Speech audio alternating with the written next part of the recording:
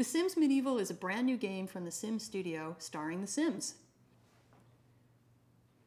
I'm Rachel Bernstein. I'm the senior producer on The Sims Medieval, and I'm here to give you an overview of the game.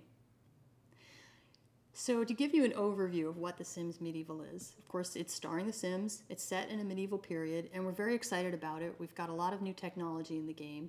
It introduces a whole new environment and a whole new way to play The Sims. The arc of the game is built around the idea of having hero Sims, quests that they go on, and a kingdom ambition that you're trying to achieve for your kingdom.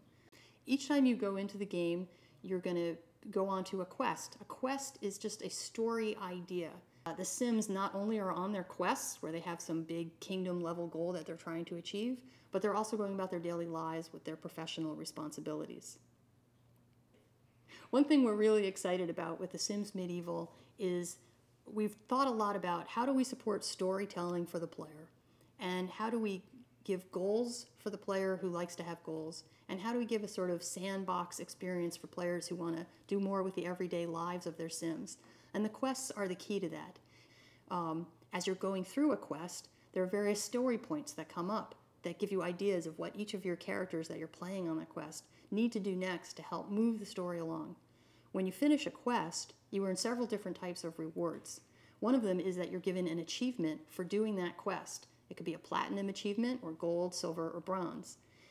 You also earn kingdom points, which you spend to expand your kingdom. You bring in new heroes and new buildings, which open up new quest opportunities for you.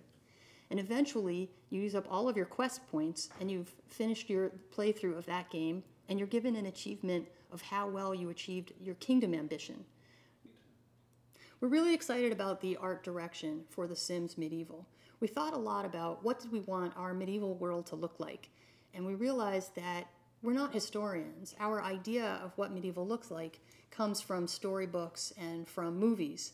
And we wanted to capture that sort of fantasy storybook look that we're all familiar with, which means that we wanted everything in the game to have a very painterly quality, to have all the textures look hand-painted, nothing to look too photorealistic. We wanted the outfits to look very handcrafted and rustic. We also worked a lot with the lighting. We think of medieval times as a time when there might have been very dark rooms with pools of light where a torch sconce is flickering against the wall. So we have a very broad dynamic range in this game, very bright areas in the sunlight and very dark areas as well. We've also worked with the look of the Sims themselves. We're using a technology called subsurface scattering, which gives the Sims a sort of rosy glow under their cheeks. And we've done tech to make their eyes look more lifelike. So all throughout the game, we want to create this immersive storybook world through a new art style for The Sims Medieval. With The Sims Medieval, we have a brand new look that is very different than anything that we've done in the Sims studio before. One of the important ways that you customize your world in The Sims Medieval and show your creativity is how you choose to craft your characters. Every time you expand your kingdom and you bring in a new building, you bring in a new hero Sim. If you're not interested in crafting your characters, you can just pick a default male or default female and get back into your game. But if what you want to do is really tweak the personalities and the looks of your character, you go into Create a Sim. You pick their outfits, you can customize them, and you pick their personality traits as well.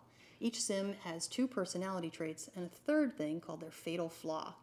And if you want to, during the course of the game, you can have your Sim go on a quest and try to convert their fatal flaw into a legendary trait that will help them rather than hurt them. The medieval time period has proven to be a really rich, fertile ground for us in making The Sims Medieval, and there's a lot more really fun areas of that time period to explore. We're confident in The Sims Medieval and believe it will be the start of a new series.